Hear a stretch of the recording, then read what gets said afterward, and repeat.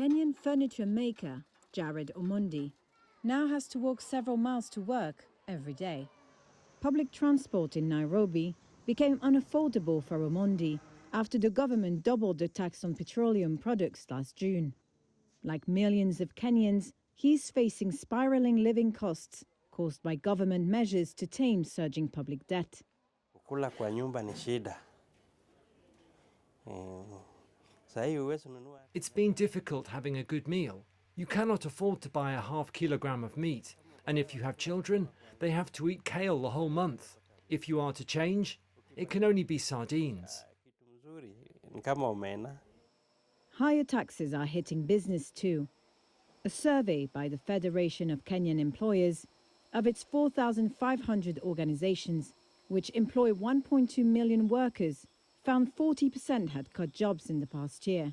Some said they were considering relocating to neighboring countries. Jacqueline Mugo is the executive director of the FKE. If I look at the last year or so, I would summarize that employers are in distress. It's a very tough economic environment.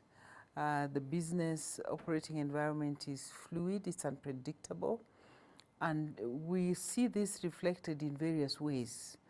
That distress is reflected in employees making very many demands on employers, and employers also having to look at the cost of doing business and making tough decisions about what to cut off. On top of consumers reining in their spending, the Kenyan shilling also suffered.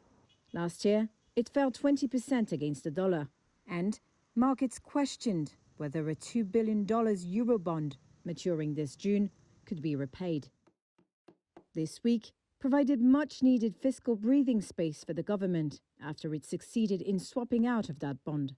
Positive sentiment around the repayment of the bond and offshore investor demand helped push the shilling up more than 7% this year. Yet analysts said higher interest payments on the new 2031 bond and structural economic weaknesses are still an issue, and something that would likely keep the currency weak and taxes high, providing no relief for household budgets.